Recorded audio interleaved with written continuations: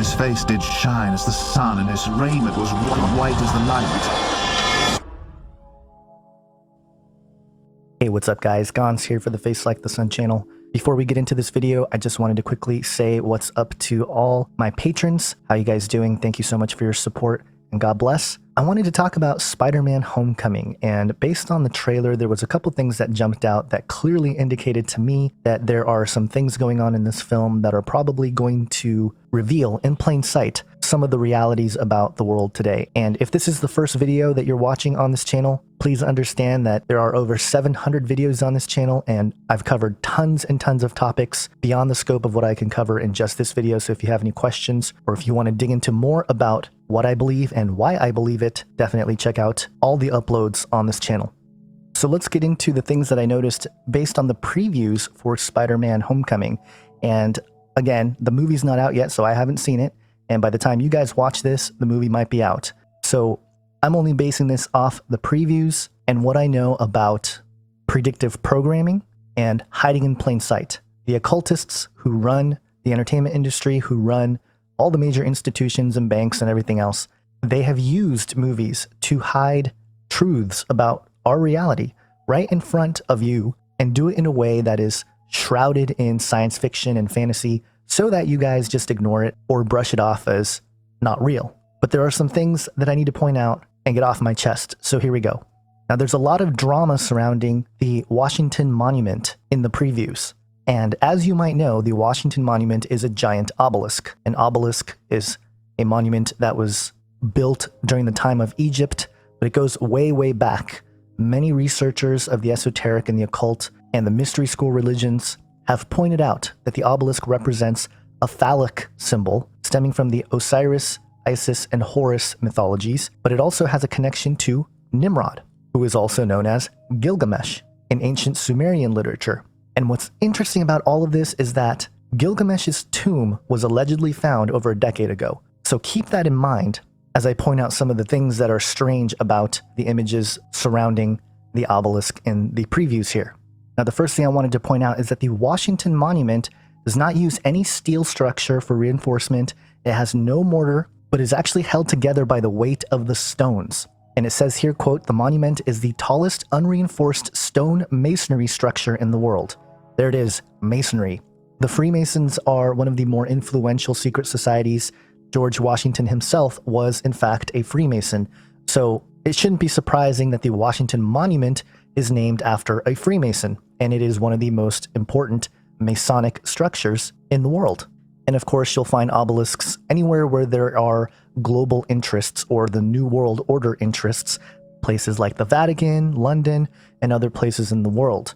But what's really interesting about the dimensions of the Washington Monument is that it is 555 feet tall. Now, there is a little discrepancy between the National Geodetic Survey and the National Park Service.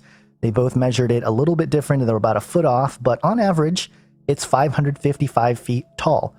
And why is it 555 feet tall? Well, if you take the number of feet, which is 555, and multiply it by the number of inches per foot, which is 12, you get 6,660, or 666. I don't think that was an accident. Now again, there's a lot more that I can talk about with the obelisk itself, but that's not why I made this video. I wanted to talk about the scenes from the trailer of Spider-Man Homecoming. And the first thing that I wanted to point out was that it shows a scene where Spider-Man climbs up the obelisk. Now, Spider-Man is transhumanist by definition, but in this film, he has a suit that was made by Tony Stark to enhance all of his capabilities. And it's that nice combination of genetic enhancement and technological enhancement coming together to create a superhero. The many gadgets that are displayed in the film from the suit are actually more traditional in some regard in terms of the original Spider-Man story. Two that I wanted to point out. One is the detachable chest piece spider that turns into a drone, which is interesting. And then secondly, the GPS system, which interestingly enough shows the city contained inside of a dome. And beyond that, Spider-Man is shown as sort of a messianic figure, especially in the scene where the boat is ripping apart and he uses his web to hold the ship together.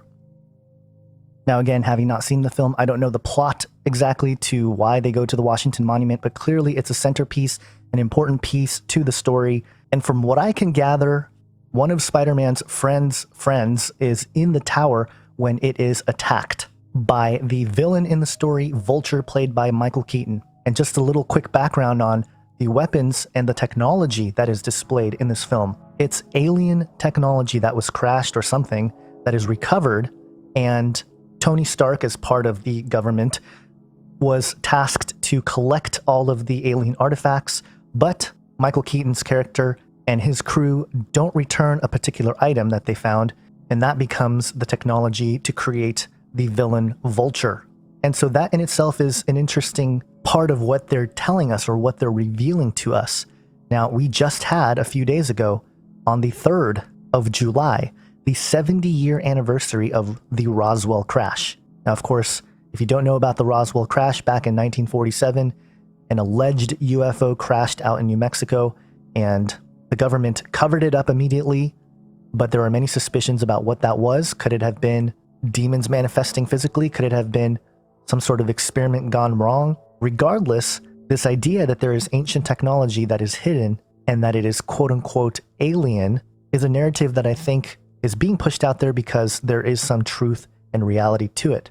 But I don't think they're actually from aliens. I think the technology is from the Watchers. And again, if you don't know what I'm talking about, go dig through the archives of this channel, and there are plenty of videos talking about the Watchers, Genesis 6, Nephilim, and everything else. And of course, to maintain the deception, and why I know that this is propaganda ultimately, you have Peter Parker wearing a NASA t-shirt. Never a straight answer, being promoted as a cool logo that Peter Parker wears on his shirt. But getting back to the attack on the Washington Monument, again, don't know the plot, don't know what exactly goes down, but clearly there is a scene where the monument is attacked. And this is the scene that I think is very fascinating. You have the top of the Washington Monument, or the obelisk, exploding. And let me just be blunt about it. If we consider the fact that the obelisk represents the phallus of Nimrod, what are they trying to tell us by showing an explosion at the top of it? And not just any explosion, but one that was caused by what looks like weapons created out of alien technology. Could it be some kind of signaling that the resurrection of Nimrod, based on the DNA that they got from the tomb of Gilgamesh, is complete? I don't know. That's just conjecture. There's no way for me to verify that, but I do think that it is a very interesting thing to show this particular explosion at the top of the obelisk, especially for those of us who have eyes to see, because they're definitely signaling something. So what I can gather is, again, the Washington Monument is attacked. Peter Parker's love interest is in the Washington Monument, I believe, and I think he goes and saves her, and that's part of the whole thing. And then it has Spider-Man at the top of the obelisk. And I think this is also some kind of symbolism. Remember, Spider-Man is transhuman, and here he is at the top of the obelisk. And if you want to get even more down the rabbit trail, if you look at the occult significance of the spider, they were considered spiritual guides by the Druids.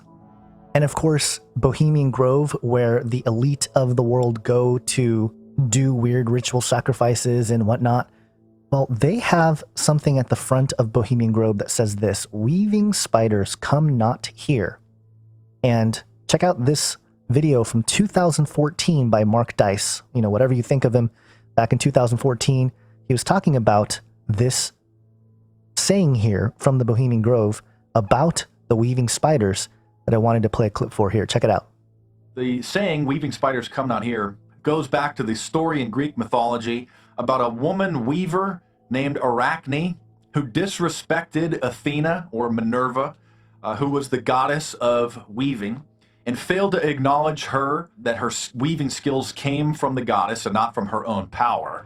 And so the goddess Athena, that's in Greek, in Rome, it's Minerva, turned her into a spider as punishment for being arrogant and for not acknowledging her power came from the goddess. And so the story goes that her and her descendants would then have to weave webs forever because she thought she was so good at it.